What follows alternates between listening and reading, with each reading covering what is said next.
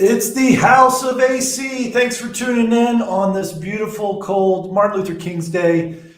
What a great holiday. Martin Luther King's, I remember working the corporate gig, sitting at my desk, Martin Luther King, when everyone else was closed. So if this is you, I'm here to entertain you. If you're stuck at your desk and you're wondering why you have to work today, I feel your pain. Everyone should have this day off work. Everything should be closed.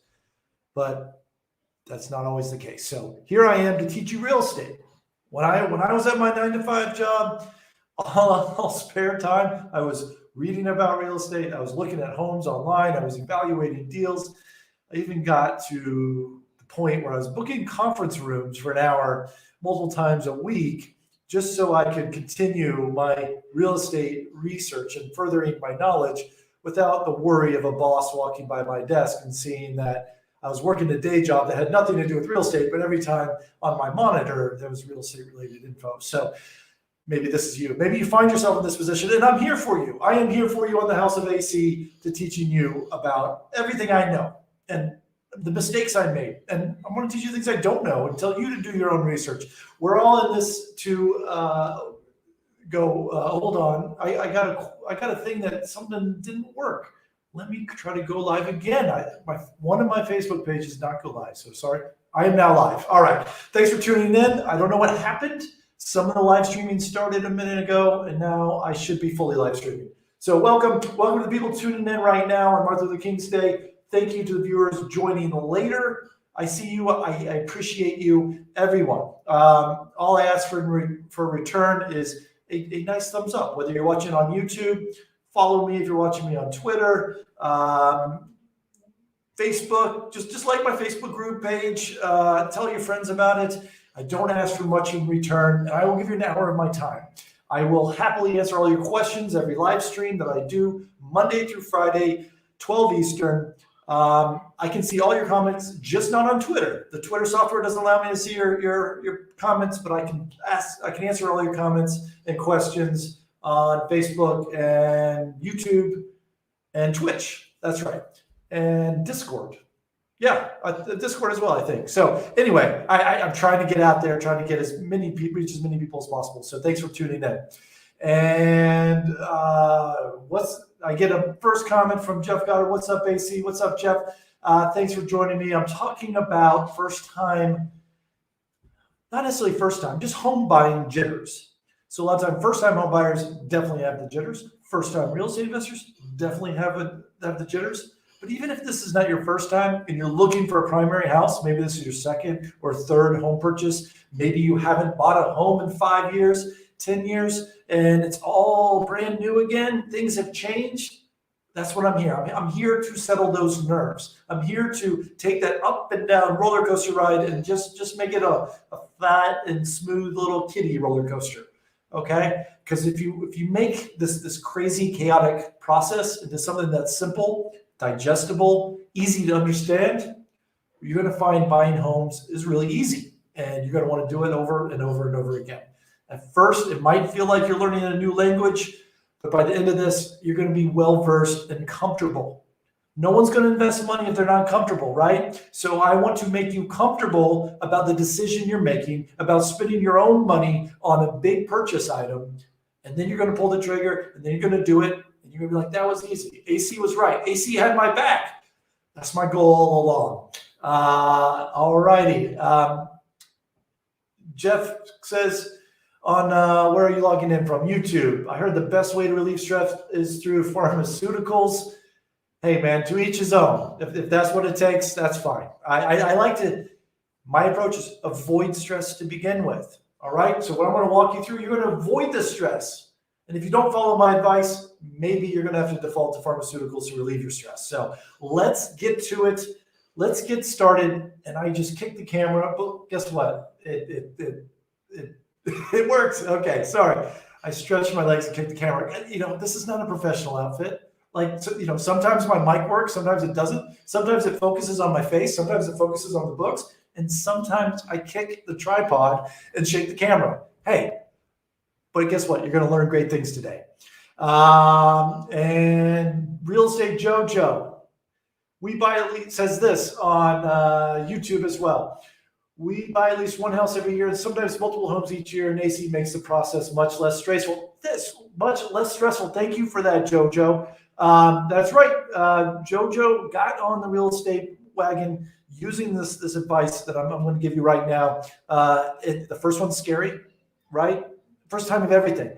Imagine that I said, you walk into a classroom or you walk into work and your boss says, or your teacher, hey, we're going to do a talent show today.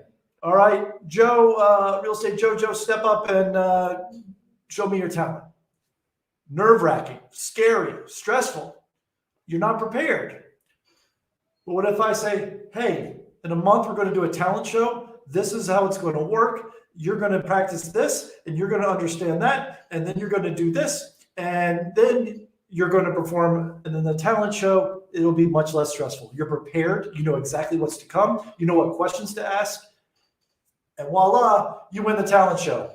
I don't know what your talents are outside of real estate investing, but whatever. Like, it's all about preparation, right? Okay.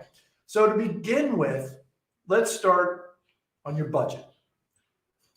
Home buying is stressful because of three things. You're unsure of your budget, you're unsure of what you want, and you're unsure of who to trust.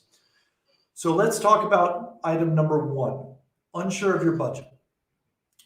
You're not going to buy anything if you don't understand how much money you have, how much it's going to cost, and how much you're in for. All real estate starts with getting a pre-qualification letter. That's where it starts, whether you're a first-time home buyer, second-time home buyer, you're buying vacation rentals, you're buying real estate investments. It all starts with what can you afford? That's the building block for everything, because then you know where you stand and you know what price points you're comfortable in. But if I'm your realtor, I can't help you until you know your price point. Okay. So a lot of people start with the realtor and then they kind of work backwards. But I'm telling you, it starts with a pre-qualification letter. You have to get a pre-qualification letter to understand what you can afford. And a lot of people watching this right now saying, there's no way I can afford a house. And I'm telling you, you don't know that until you get pre-qualified, until you talk to a mortgage lender. Real quick, you can follow on my link tree, which you can see right here on the screen, linktree/the House of AC. It says go get a mortgage. Click that link and fill out the pre-application process. Okay. That is Jasmine Crenenton of Jasmine Team, Jasmine Home Lending. I talk about her all the time. I've gotten 15 loans personally through her. She will help me. She will help you understand what you can afford. And this is the result of that conversation. A lot of times people go in saying, hey, there's no way I can afford a house. And Jasmine and her team will say, you're right. Except once you pay off this credit card, or once you file the tax returns by this April 15th, then you can afford a house. And then, wow, you've got a 3-month plan. Wait till April 15th, till your taxes are processed, save up some money, pay off the credit card. Whatever your situation is, you need someone to look at your finances, a licensed mortgage broker at jasmineteam.com, and she will tell you how you can afford a house. A lot of times people think that is the conversation they're going to get, but in response, it's you can already afford a home. We have an FHA program that's, let me put it up on the screen here. I'll show you. People think they can't buy a house all the time. Let me share with you. This is an FHA program. You only need a credit score of 580 or higher. It only takes a down payment of 3.5% or more. So imagine you could buy a $100,000 home for $3,500 without perfect credit. That's what this is telling you. You could buy a $200,000 house with $7,000 down. Debt to income ratio, 45%. This is just how much recurring debt you have. That's why that conversation might be pay off this credit card or pay off this car note. Or it might say you don't have to do that because you already qualify. Stable income and employment. This may be tricky for some of you. That's why it's usually wait till the next year's tax returns. We can even create a plan that's 6 months or a year away. And then you know exactly what the steps you need to take. And a 2-year employment history. This doesn't mean at the same job. It just means within the same industry. You could have had 3 or 4 jobs, but as long as you're within the same industry, that's a 2-year employment history. So these are the things that you won't know that you can do until you talk to a licensed mortgage professional. And with that information, then you can figure out your comfort level, okay? So many times I've taken out someone who's like, hey, I can buy a $500,000 house. Let's go get it. Okay. And this was when I was early in my career. Didn't know any better. We found a $500,000 house. I fell in love with it. Client fell in love with it. We went to put in an offer. Can't put in an offer without a pre-qualification letter. Get that pre-qualification letter. Hey, sorry, you only qualify for a $425,000 house. We can get you a $500,000 house, but you're going to have to do a credit dispute first, and that could take 2 to 3 months. That's happened multiple times, right? And so that buyer now is disappointed, feel like they've wasted their time. They feel like they've disappointed me. I feel like I've disappointed them. They fell in love with a $500,000 house. And no matter what, if they just start looking at $425,000 homes, everything is going to, pale in comparison. Because now you're looking at a price point $75,000 less. Of course, no matter what house you pick at $425,000, it's not going to compare it to any other $500,000 house. So you don't even want to start looking at homes until you understand your budget. And you really need to have that conversation of what is your budget, because then you won't fall in love with homes outside your price point. And also, if you start your process there, you understand the steps it takes before you can even think about falling in love with a home. So this is the roller coaster ride. I want you to, the ups and the downs, the peaks and the valleys. You're going to avoid 50% of those by talking to a mortgage lender up front, someone local that you can trust potentially. JasmineTeam.com. She's licensed in 48 states. So unless you're in New York or Hawaii, she can take care of you. Again, this is a personal recommendation of mine. I've done it through her 15 times. And I'd say 12 of those times, I didn't think I could afford a house. And I would say, Jasmine, I want to go buy another rental property. What do I have to do? And she would lay out a plan for me. Her and her team would say, what you need to do is get pre-qualified for this, or pay down this mortgage. You need to have another, this amount of income on your next tax returns. I just had a plan. I'm going to buy a property every single year. And as soon as I close on the property, I go back to my mortgage lender and say, what do I have to do to buy another one? Make sure you get a pre-approval with a full credit pull as well. This is from Jeff Goddard, who is also a partner at Jasmine Home Lending. Make sure to get I'm going to read his comment. Make sure to get a full pre-approval with a full credit pull, and make sure that lender has at least gotten an automated underwriting approval as well. Don't just get a pre-qualification from an online lender. The reason for that is online lender is just going to write pre-approval, say, what's your income? What's your debts? Boom, here's your pre-approval letter. There's no fact checking. That's worthless. That's a worthless piece of paper, and you're going to get yourself in trouble. All right. The reason those online lenders can do such high volume is they take shortcuts after shortcuts. But if you use a national lender that's licensed in 48 states, similar to JasmineTeam.com, they're not going to give you a pre-approval unless you are actually pre-approved. So that is also a difference. And if you've got your own mortgage lender that you trust, that's fine. But make sure they do a full credit pull. And everyone gets scared at this point because they're like, what about my credit score? I don't want a credit pull. What about my credit score? All right, a couple things. Your credit score is going to be checked by a mortgage company. You actually have 45 days, and you can go check 5, 10, 15 different mortgage companies. And within that 45 days period, it only counts as one credit pull because you're trying to get credit for one house. All right. So even if you just got a credit pull from another mortgage company, it doesn't matter. You have a 45-day window. Also, I promise you, one credit check on your mortgage is not going to make or break you buying a home. I'd rather you get that full credit score and then you understand where you are and what it takes to buy a house than sort of saying, I want a less legit pre-approval letter, so don't check my credit score, and then I'm going to do it last minute, because then you're opening yourself up to a can of worms, right? Because you didn't get the full picture up front. You want to get the full picture now And I promise you, it's not going to swing your credit so crazily that you can't afford a house. I'd much rather you get all that information up front rather than sort of tiptoe and hope and pray that your credit score is going to be fine once you're under contract on a home. That is going to be a recipe for stress, for sure. All righty. So that's the approach going forward, and that's going to eliminate stress. It's your budget, right? This is all about finances. You want someone to look at your credit score, a full credit score report from a local mortgage lender, and then you'll know exactly where you stand. And this conversation with your mortgage broker, you can have it this way. They can say, hey, John, this is the amount of house you can afford, and you can run out and go buy that house at that budget. I don't like that conversation. I like the opposite.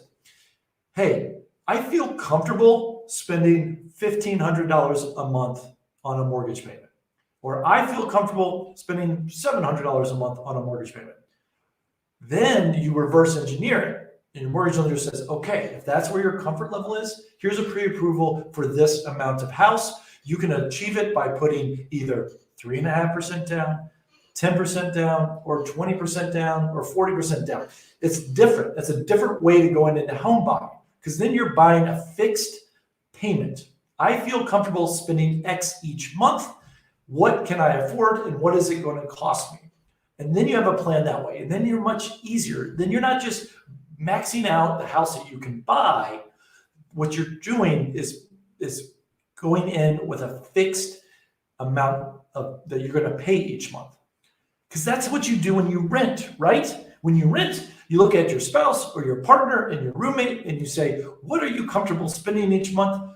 Oh, it's $2,000? Okay, let's only look at apartments that are $2,000.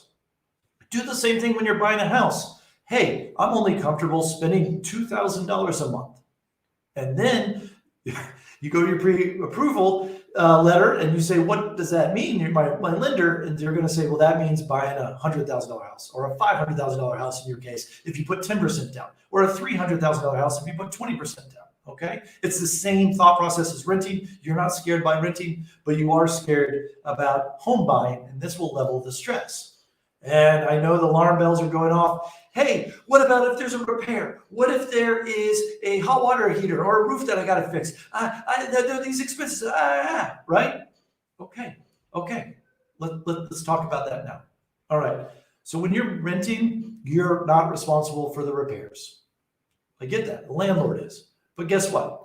Landlord could easily say, hey, I'm not renewing your lease, raising your lease each, at the end of the lease period, $100, $500, whatever it is. And now you're unprepared for a move, right? That's still a surprise, because either you're going to move and you have to hire a moving truck, you have to take off work to go find an apartment to live in or a house, or you're not going to deal all with that. And now you got a $500, rent raise, and you're just going to stay because that's easier. And now you have a surprise $500 each month. So you're not completely avoiding surprises by renting. With a home, you have some idea. Doesn't matter what home you buy. If you're there for 15 years, you're going to have to replace the hot water heater at one point. That they have a lifespan of 15 years. You're going to have to replace the roof. Typically, they have a lifespan of 20 years, but budget for one for 15 years. The HVAC, also lifespan of 15 years. So those three things, if you own a house for 15 years, it doesn't even matter if it's a rental, you're going to live there, you're going to have to replace those things. Okay? So you just budget for it now. It doesn't mean you have to have $2,500 for hot water saved up. But when you buy a house, you get a home inspection report, and it says, hey, you probably have 3 years left on this HVAC or your hot water heater or your roof. Then you can go get a quote for a roof or a hot water heater replacement, and then divide that by however many months.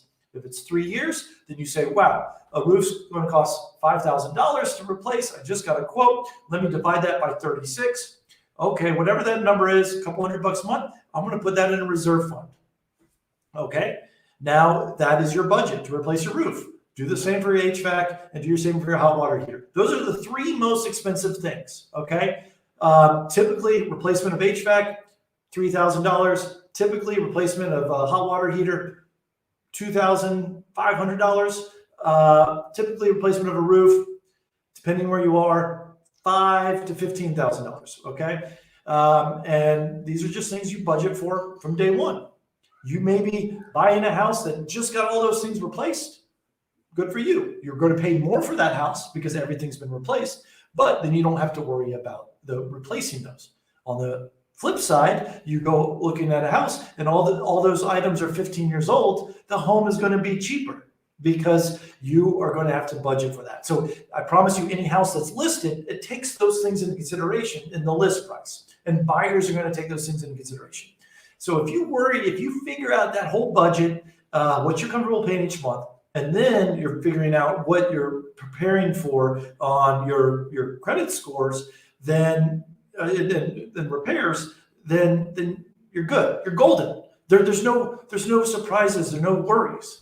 Now, there could be water breaks, there could be flooding, there could be all these other things that happen. But guess what? That's what home insurance is for, okay? You can get home insurance to cover a lot of those risks. You can also get home warranties for $500 to add an additional layer of security if you want to be completely risk adverse. Now, my personal opinion, home warranties are not worth the $500 a year, but if it gives you peace of mind, allows you to sleep at night, go do it. All right. That's going to first flatten out this roller coaster. It all starts with, why is home buying stressful? It's you're unsure of your budget. There, I solved all your budget problems. Okay. You've now figured out what you can afford each month, what you're comfortable affording each month. And then you've also figured out your reserve budget. Okay. The thing to also remember is the difference is, let's say you're comfortable paying $1,500 a month. You're paying $1,500 in rent. You're getting nothing back for that. If you're paying $1,500 in a mortgage payment, you're really paying yourself, at least at the beginning of a loan, 30-year fixed loan, about $300 to yourself. You know, maybe that might be too much. Maybe about $150 starting, and then by year 7, you're paying yourself about $300. What I mean by that is that $1,500 mortgage payment, at the beginning, most of it goes to the banks, but some of it goes to you, paying down the principal balance, giving yourself equity. Okay. So even though you're paying the exact same as renting, you're actually paying yourself because you're paying down that big mortgage balance. That is huge. Okay. You're also getting tax breaks that are great. You can offset some of your income, and there's homeowner tax breaks, things like that will benefit you. Everyone gets worried. What about property taxes? What about property taxes? You're paying property taxes either way. If you're renting from a landlord, that landlord, if the property taxes go up, guess what? Your rent goes up. It's not that the landlord's going, oh man, that hurts. I'm going to lose money moving forward because my property taxes go up. That's never happened to any landlord who stays in business long. They say, my property taxes went up, I'm going to raise your rent. So don't worry and fret about your property taxes going up if you buy a house. Because guess what? That means, sure, now it's a little bit more expensive, but that's life and you can't avoid it. Okay. So get the property tax worries out of the window. So we've covered the budget worry, right? Only get 30-year fixed mortgages. So it's flat and level. And with inflation going up, it's going to feel like it's getting cheaper over time. Your control of your expenses this way. It's not going to change. Your property taxes may change, and that is okay because you're not protected by that by renting. And you are prepared for the most expensive repairs because when you go in to buy a house, you know exactly through a home inspection report what it's going to cost to fix it and replace it. And if you really don't even want to deal with any repairs, buy into a townhome or an apartment that has an HOA. That HOA will cover the roof, they'll cover the exterior, the landscaping. They have an HOA fee that you have to pay each month that covers and erases all those worries for you. Now, HOA fees can be raised all the time, sure, but that is also something that you can just say, I don't want to deal with. What kind of home buyer do you want to be? Okay. If you're going to real estate invest, I would stay away from anything with an HOA because typically there's rules against renting out. There's definitely rules against what you can or cannot do in terms of a renovation and how many people can live in a house, all sorts of things that are income opportunities if you didn't have an HOA. So real estate investing, I would avoid anything with an HOA. Great. Okay, so that's step one. And to recap, home buying is successful for 3 reasons: unsure of budget, unsure of what you want, and unsure of who to trust. We just covered unsure of budget. So now let's cover item number 2, unsure of what you want. Okay, so let's do an analogy of a grocery store. You go to a grocery store in Europe and you say, hey, I want to go get a can of beans, right? You walk into the grocery store, this is most other countries, and there's one choice, maybe 2 choices. So you look at 2 cans of beans and you say, which one has the prettier marketing graphics? That might be your decision, and you pick one. You might say, which one's cheaper? And that's your decision, you pick one. You might be like, which one have I heard of before? And then you pick one, right? You've got 2 choices. It's quite easy to determine what can of beans to buy. You probably won't just look at the shelf and spend 15 minutes, 30 minutes calling your parents, calling your friends, calling your bean licensed agent to say, what can of beans do I want to buy, right? You're confident enough, hey, I'll buy one, whatever. It's in the bean category. It'll serve me well.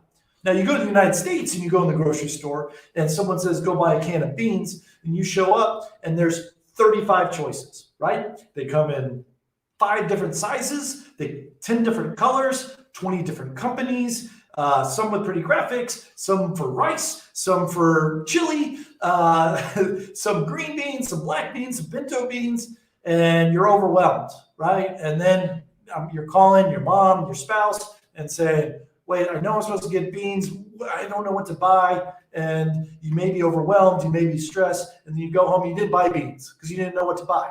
Or you buy 10 different beans just to cover your bases so you don't have to go back to the grocery store. And you get home and then you use the 1 can of beans that you're supposed to use, and then the other 9 sit on your shelf, and you're like, wow, that was a waste of money. And then you're stressed about going to the grocery store, and you say, I'm never buying beans again. That was a terrible experience. Find anyone to get beans besides me, right? Okay, so that's the same thing with buying a house. You have to know what you want. The hardest thing, you'll never make a decision if you go in saying, well, I could live in this town. I don't mind living close to work, but also I don't mind living close to the park. And, if the house is right, I wouldn't mind living, 45 minutes from work as long as it has a pool in the backyard. And so then you're like, okay, looking at homes that are close to work, that are probably maybe apartments and townhomes. And then you're also going to want to do one that's on park, which are more expensive, but it's a smaller home, but it's right near the park, but it's a single family. And then you're looking at homes that are 45-minute drive away, and those homes have a pool, even though all the other homes don't. All right? You are going to be completely overwhelmed. Too many cans of beans, right? Because how are you going to compare rice, apples to apples? There are 3 different lifestyles. If you're buying a house for yourself, you're lifestyle buying, right? What lifestyle do you want? Do you want the urban, walkable lifestyle that has no commute to work? Do you want the park and recreational lifestyle, and you will make other sacrifices and compromises, maybe in terms of budget or yard size or no pool, but you're right by the park because you're going to play Frisbee in that park and walk your dog every single day? Is that the lifestyle you want? Or do you want the lifestyle where you're in the car for 45 minutes to get to work to and from, but on the weekends, you're going to have some kick-ass pool parties? That is the thing, because you have to first identify what lifestyle you want if you're buying a house for yourself. Now, if you're real estate investing, it's a similar thing. What sort of product do I want to invest in? It's okay to diversify. Maybe you already have 2 homes by the park, so now you want one that's more urban and a townhome or apartment of some sort. Okay, so it's the same sort of thing. What product do you want to invest in if you're an investor? What lifestyle do you want for yourself? You'll never be able to make that decision if I show you 2 different homes and 2 different lifestyles, because you're going to find pros and cons of both homes And ultimately, it comes down to a lifestyle choice. So before you even decide to buy a home, figure out your lifestyle. That lifestyle decision is going to eliminate all the stress. And that will really, really put you on a path, a crystal clear path to find a home. Because now think about it this way. You've identified your lifestyle.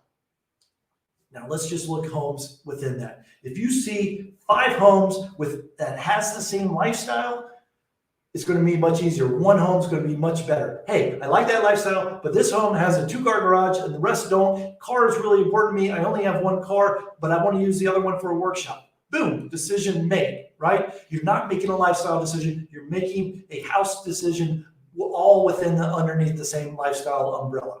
Okay, so you're going to drive your real estate agent crazy. You're going to drive your mortgage broker crazy. You're going to drive your spouses crazy, because sometimes a spouse has a different lifestyle choice than the other spouse or partner or whoever you're buying a home with.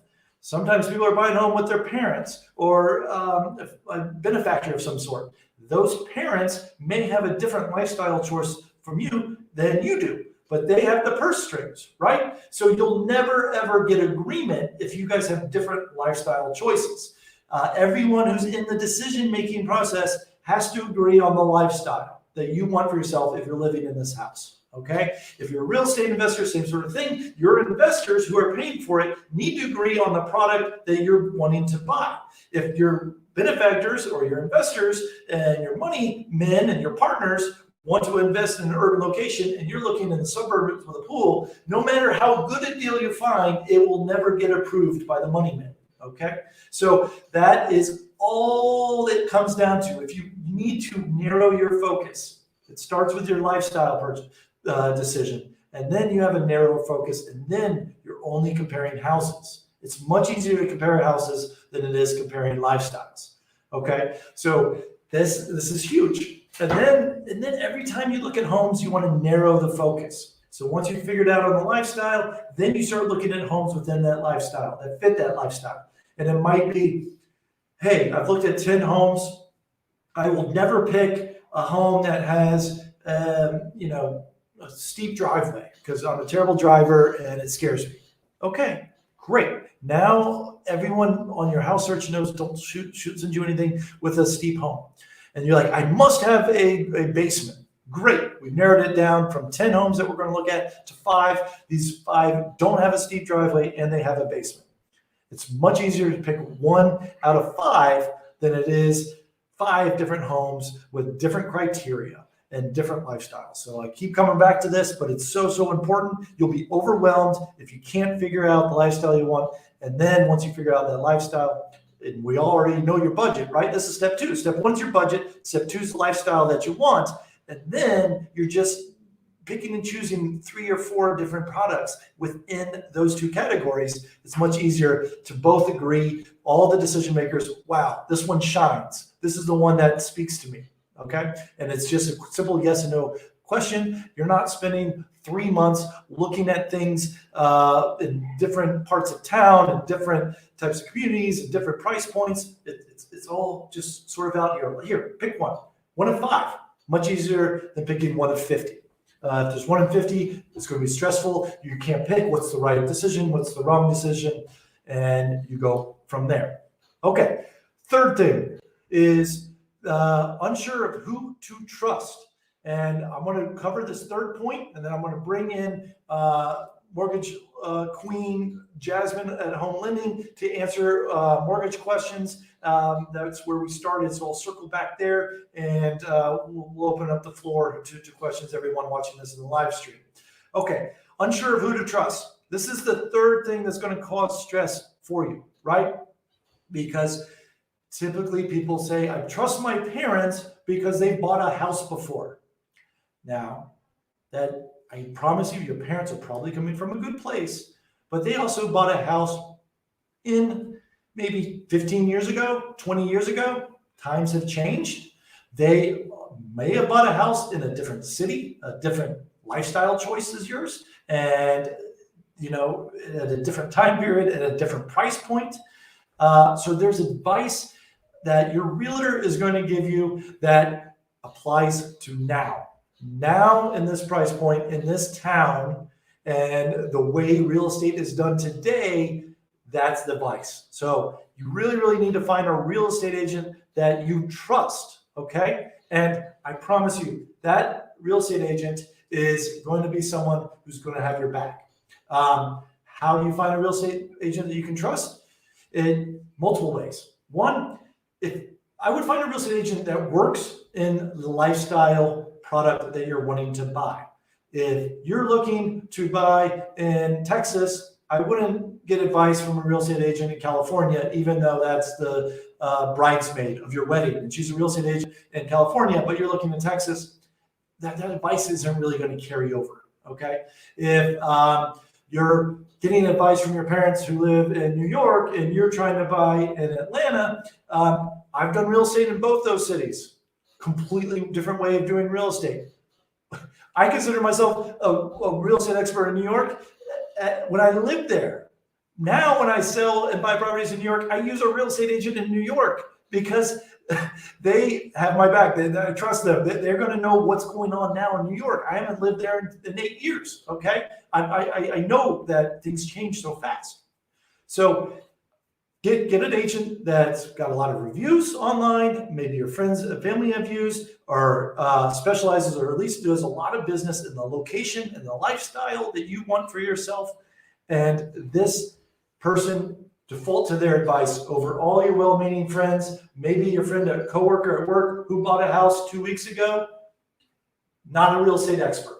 Probably have some great anecdotes to share. Not a real estate expert. Okay, your dad or brother who used to be a home inspector 15 years ago, not a current real estate investor. Okay, because the things that happen in Ohio probably don't happen in Tennessee, right?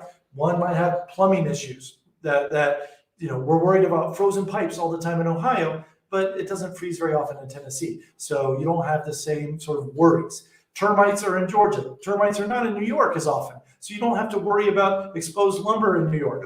They're just different products, right? It's if I'm a mechanic on and I specialize in McLarens, I'm not going to be much help on your Toyota. I have the general idea on how a Toyota could work, and I can maybe say it needs an oil change. But if there's a weird noise, I want to be able to diagnose it like that. I would go to a Toyota mechanic for Toyota advice. I would not go to a McLaren mechanic for Toyota advice. Same sort of thing. Trust your realtor. Use a realtor that fits for you.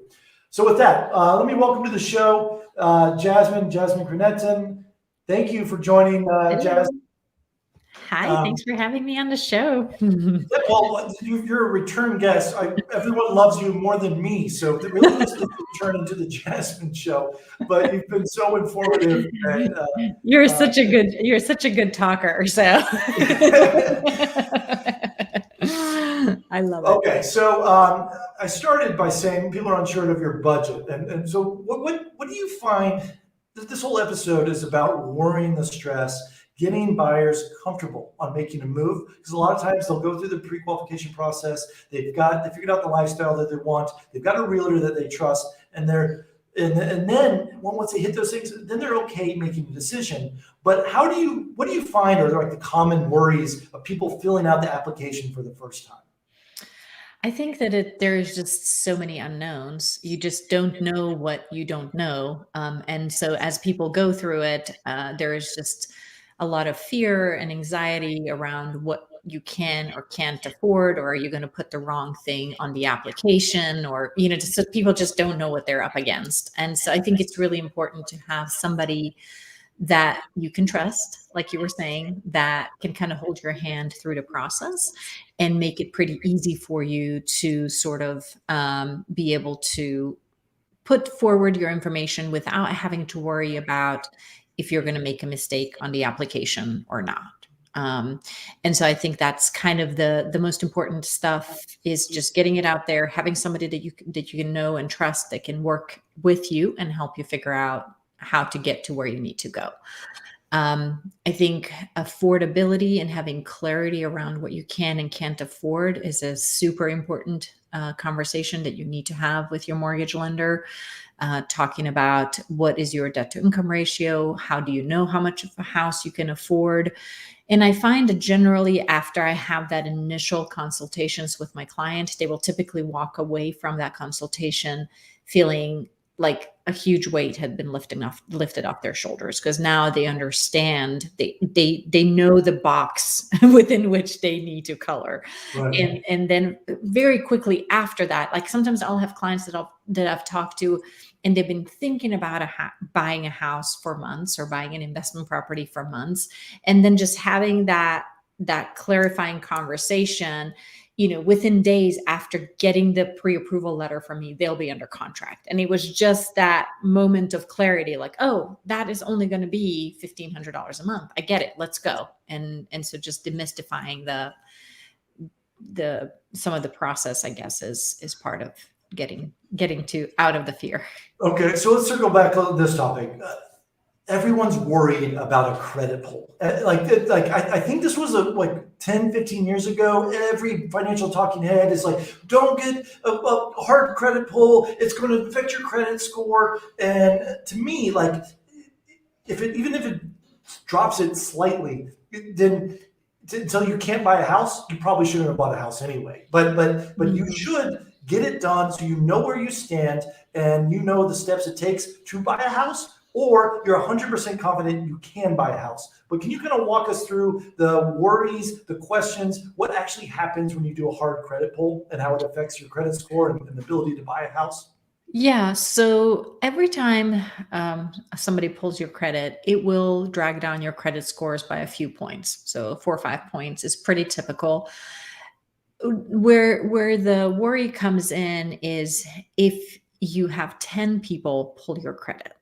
Right now, all of a sudden, that is a big deal. So sometimes some of my overachievers will go out and they're like, oh, we want the best possible, or they're shopping for a car and they'll go to 7 different car dealerships and everybody pulls their credit. Next thing you know, we had a 720 credit score and now we're down at like a 679 credit score. And that's like a completely different box or, credit box. And so I think you should only have one person pull your credit. Right? Like, don't have a bunch of people pull your credit, because that's what drags down your score. But the fact that I pulled your credit is not going to make it so that you can now all of a sudden not afford a home, So it was my understanding that if you're mortgage rate shopping, you get 3, 4 different quotes from different mortgage banks within a 45-day period. It was my understanding that only counts as one hard credit pull on your credit score. Is that true?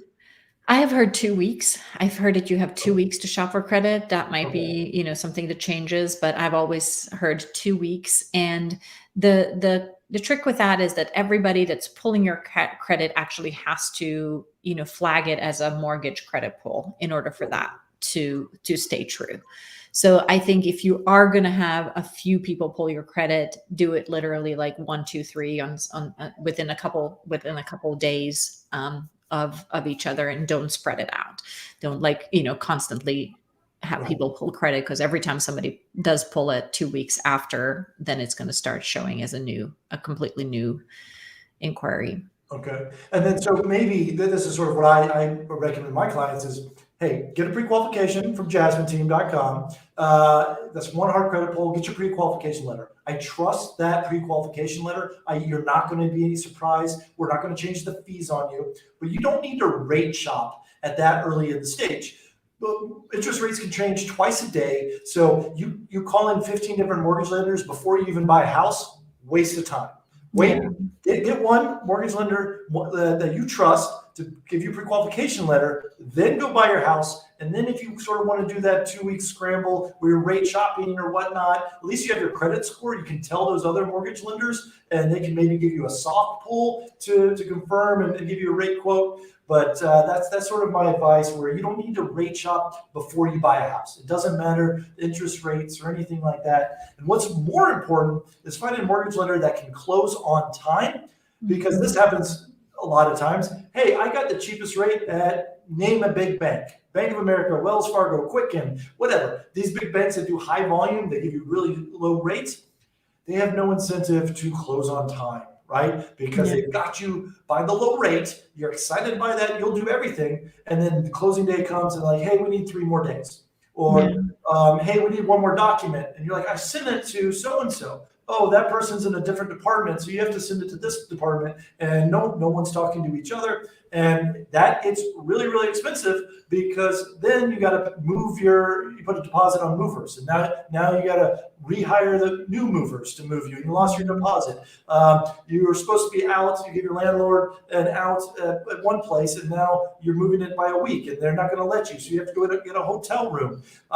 Your rate lock expired, and so now you got to pay to extend the rate lock. Like there's all these extra expenses that add up so that you can get the lowest rate possible, adding stress to your home purchase. So I don't know. Did I miss anything else? Low appraisals are a big one. We had a situation come up for a client just over the holidays. So it was kind of a funny story because I had a client that came to me.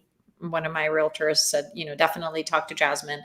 And he had already worked with Rocket on a couple other of his mortgages. So he was like, well, I have a good track record with Rocket. But the real estate agent was like, we're in the middle of the holiday season. We need a 3-week close. You have to start a loan with Jasmine. And so it was kind of interesting because he was a little bit stubborn. So he was like, I'm going to work with Jasmine and I'm also going to work with Quicken at the same time. And whoever gets me to the finish line first is who I'm going to close with. And so what happened, literally, everything went by the book with us. We have local appraisers. Everything was perfectly fine. 5 days before closing, I'm sending out the final closing disclosure versus Quicken is sending out an appraisal that says, oh, shoot, sorry, the value came in $75,000 under. Right. Had he not started with me, he would have been at the same time, he would have been in a whole lot of hot water right then because we're a few days before closing. The appraisal would have meant an extra 50 grand at closing for him. So I'm glad he did, but that's the kind of stuff that comes up last minute. Yes, it sounds wonderful up front, especially like Quicken right now. They're losing their minds because all the interest rates are going up. So they've just lost all of their refi business, right? So a lot of big lenders are going to do everything they can. They're just going to quote super, super low rates. But, then execution comes into play and things kind of get wobbly. And so a lot of people will say, well, I want a low appraisal. That sounds like a great problem to have because then it catches that I'm not overpaying for a home. So I want to address that real quick. Typically what that means is the appraisal was either done by some computer algorithms or from an appraiser at some corporate office that does not live in that town. Or they've driven a long distance and they're not familiar with the local market. So there's no incentive for them to really get it right. They're doing just such hard volume. Let's do it as fast as possible. So I don't necessarily agree that even though that appraisal came in 75,000 less, that was right. If you have a team that you trust, including your realtor, whoever your realtor is, they are going to guide you and they're going to say, this is what we think the house is worth. And you're going to get an offer that gets accepted. Mm-hmm. And I promise you, if you have narrowed down your choices to a certain lifestyle and it only takes seeing 5 homes, you're going to know within those 5 homes what something's worth because you've seen 5 homes and 1 sold before you got a chance to put an offer in. 1 you didn't like, and you're like, no way I would buy that. And you probably saw that it went under contract for much lower, maybe 30 days later. 1 you probably said, wow, this is underpriced. I love it. And you lost a bidding war because 10 people had the exact same feelings about the same house. And the other 2, you're like, oh, okay, this works. Like all it takes is 5 within the exact same lifestyle that you want within the same budget, within probably a $25,000 to $30,000 range budget. I wouldn't have a wider spread than that. You're going to be a very, very educated buyer and you're going to feel comfortable and you're going to say, wait a minute, I've seen 5 homes within this budget, within this spread, within the same lifestyle, whether that's the zip code, the size of home, the neighborhood. you're going to be very educated. You're going to be like, yeah, of course that $75,000 is way off because I've been looking in this market. It's not just some guy who comes in and appraises the home. I've had the reverse of that. I was getting a refinance once, and it came in $300,000 higher than I thought my house was worth. And I consider myself an expert on my own home, and so it can swing either way. But I use some person out of state, and online, one of those mortgage brokers before I met you, and it can benefit you, but can also screw you. Yeah. Okay, so I just want to get you up to speed, Jasmine. So thank you for fact checking me on the mortgage thing, because I think I might have had outdated information on 45 days. But regardless, 14 days seems plenty of time to. If you're going to shop around, do it quicker, sooner rather than later. Sooner rather than later. I always give the advice: talk to you about what you're comfortable in a budget. Say, I want to spend $2,000 a month, and then you can reverse engineer from there. Okay, how much money do you feel comfortable putting down as a down payment, and what is your monthly payment? And then you can kind of run the numbers backwards and say, well, then this is the house for budget for you. Mm-hmm. I feel like that's ultimate. Like, I feel like there's a couple, 3 questions that I always ask my clients up front, and those are the 2 of the most important ones, because many times people don't actually know what their budget is. They're like, well, this is how much we pay in rent, and we know we can afford to pay that. So let's set our budget based on that. So, but figuring out what is it, in some ideal world, right? Like, how much do you want to spend on your monthly payment? And that sets the stage for and a lot of times I'll get a range, right? Like between 18 and 2,200. And it's like, okay. And then the next limiting factor is going to be how much cash do we have to invest into this transaction, whether that's closing costs or down payment or taxes, whatever. Like, give me a dollar figure. You've got 20,000, you've got 40,000, and then let's back into, right? Because if we have a little bit of cash, even if we can afford to spend a lot of money up front, but we have to have enough cash for the down payment and closing costs. And so between those 2 questions, I can usually figure out a target price range that you should be looking in, so that we don't strain, and I try to keep most clients within that range. Like, even if when we start talking, they're like, hey, we want to spend 1,800, but then they fall in love with something that's 2,800. It's like, hey, remember when we first talked about this? Like, are we sure you're going to be okay with the 2,800? Even just because the debt to income ratios make sense. Right. In that 43% debt to income ratio, that does not mean that is going to fit your lifestyle, right? Because if you like to travel, you have other expenses that are not going to show up on your credit report, that are not taking into account in your debt to income ratios per se, but maybe you support your family, or maybe you travel a lot, or maybe you have different goals. You're trying to save money for a down payment for the next investment property. That to income ratios don't give the full story. So that's why I always like to know, what do you want to spend every month to keep your lifestyle? Right. And a lot of times people are buying homes with a spouse or partner, with gift funds, things like that. You just have to have that conversation. And sometimes the advice is, hey, we're not going to count your spouse's income, but you can still buy a house. Or, hey, we can count as gift funds, but if you do X, Y, Z, then you can buy a house in this category rather than that category. Let's fix this credit wrinkle that you didn't even know you had, because a lot of times you moved and you didn't get that one medical bill, and it's only $15, but it's the difference between saving you $100 a month or not until it's resolved. So all those things are why you start with a pre-qualification letter, pre-approval letter, and that will definitely soften the stress. And that's what we want. You got to be sure of your budget to feel comfortable moving forward, sure of what you want. That's narrowing your choices, really narrowing in around the lifestyle you want. And then you want to be sure of who to trust. And it comes down to your real estate agent. That person is going to know the market, know how to negotiate on your behalf, know what to worry about and not to worry about in a home inspection report. And if you use someone that's been in the business a while, typically one of the bigger agents in your area, there's a reason why they're one of the bigger agents in your area. They know what they're doing, and they built a lot of trust and credibility, and their name is their business. So they're not going to mislead you, because one person saying that they didn't have my best interest at heart, that could blow up that entire real estate agent's business. So that's sort of my advice when you're shopping real estate agents. Well, thank you for joining me, Jasmine. A little bit of housekeeping. If you guys don't know, Jasmine and I actually co-host a real estate agent-focused podcast called Agent Upgrade with Jasmine and Alan. So if you're a real estate agent listening to this, please listen to that. We give advice and we hear advice. I think we take more advice from other real estate agents. I think we take notes for ourselves. Yeah, right. Okay, what are all the hacks out there? These other top producers across the country. But you can check us out on the Agent Upgrade podcast. Jasmine recently won an award. She won't ever tell anyone about this. Most innovative woman by the National Mortgage Association in 2021 for it was innovation or inspiration? Inspiration. You're inspiring. Very inspiring. Yeah, very inspiring. One of the top nationwide mortgage producers out there. I send all my clients to Jasmine, which is why I've reached out and said, please, you've helped me so much. I want you to help others. So I thank you for joining us on here today.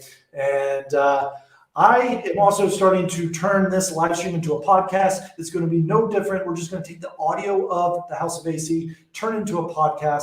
I do have a podcast right now called House Fire. That's just real estate investing. I'm going to rebrand that. So a little housekeeping. Go ahead and subscribe to the House Fire podcast right now. It'll eventually be renamed the House of AC podcast. That's the name of this show. And we'll just do some light editing. So if you can't tune in and live stream, you can watch this show later on YouTube or on my Facebook, House of AC Facebook page. But now you can listen to it on the soon-to-be House of AC podcast, currently called the House Fire podcast right now. I've got a linktree / the House of AC, where it says, go get a mortgage. That takes you to Jasmine Team's website, and you get that pre-qualification, get that conversation started. It only is a 15-minute application, and the only documents you need are what, Jasmine, to have that first initial conversation? There is a lot of it is done electronically. So there is a permission for us to review your income and pull down your employment information directly from your employer. There is a asset verification feature. So you don't actually have to have anything in hand as long as you know your date of birth, social security number. A lot of it is automated. So we can pull in a lot of the automations and have a pre-approval ready for you. Most of the time we have it done within a couple hours, definitely same day as you fill out the application. So there you have it. It costs nothing, 10 minutes, just fill an online form, and you're going to get information on what sort of home you can buy, what budget, whether you're a first-time home buyer, buying a second home, buying a vacation rental, if you want to buy your first investment property or your 20th investment property. As soon as I close, I fill out that application. You're ready for the next one. Rinse and repeat, let's do it again. So you need to have those tools to buy any real estate at any time. Tools meaning, how am I going to pay for it? I typically recommend, my blanket advice is typically put as little down as possible in any real estate purchase that you can, and get as long fixed rate mortgage, a 30-year fixed rate mortgage. That's 95% of every situation. That would be my advice. Sometimes you can't get a loan that fits that. Sometimes it may not fit what you're trying to accomplish right now, and that's okay. It's not one size fits all. It's more, that advice, it fits more people than not, kind of thing. I agree with you. I agree with you. Yes. I love that. And I think that, you can always put more money down. There is, some of the loans now have like features where you could recast the loan down the line. If you get $50,000, you can recast your loan and tweak that monthly payment down. So, but I agree with you. I feel that cash is king, and you can do so much with that money, whether you leave it invested or buy a next property versus just having that that one mortgage. But it's still like the perfect mortgage out there is always going to be like that 20% down payment. And some people just want the best possible interest rate. They don't want to pay mortgage insurance, and that's okay. There is people that are just at that point in their life, and maybe they can do the 20% down payment plus still keep all the investments going. So there is a time and place for that as well. And real quick, what's the difference between a refinance and a recast? So a refinance is basically let's say that your interest rate is 4% and the current rates are 3%, you take whatever the balance of your loan is and refinance it to the lower interest rate. A recast, you would stay at the same interest rate that you're at. You would just, let's say that you have a mortgage where you owe $200,000 and your mortgage payment is $1,000 a month. In a typical traditional mortgage, if you were to put $100,000 down, your monthly payment would stay $1,000 a month, right? But the mortgage would just end faster. So basically that 100 grand just came off the back end of the loan. So instead of having whatever we said, a 30-year mortgage, now you would have a 15-year mortgage because you just paid off so much of the principal. With a recast, what would happen if you have to kind of write a special little letter to your lender saying, I want to recast, they would take that $100,000 and now stretch the remaining 100 grand over the remaining amount of years that are left on your mortgage. So if you had 30 years left on your mortgage, now your monthly payment would drop to half. Now it would be $500 a month for 30 years as opposed to $1,000 for 15 years. Got it. But to recast, you have to do that with the mortgage servicer that you're making the mortgage payments to right now. Okay. Yes. So whoever you make the mortgage payments to, they should have a recast policy or program. Not always, but not always, but worth asking. So the difference is that it lowers your payment. Basically, without doing a full refinance with a new appraisal, you keep the same loan term, all that. So again, that's another tool that you probably didn't know you may have had when it comes to financing and putting more money in your pocket. So that recast is a really interesting tool if you don't want to refinance. So thank you, Jasmine. Again, always helpful. Thanks for everyone streaming live. Appreciate your questions that sort of carried this conversation going. And go to my link tree for follow-up discussions. I have a House of AC Discord where we talk about every episode, talk about all these strategies. All the guests come and join there as well. So again, I'm trying to be as accessible as possible, give you as much information as possible so you can make the best informed decision for yourself. Thank you for tuning in to the House of AC. Happy Martin Luther King's Day, and we'll see you next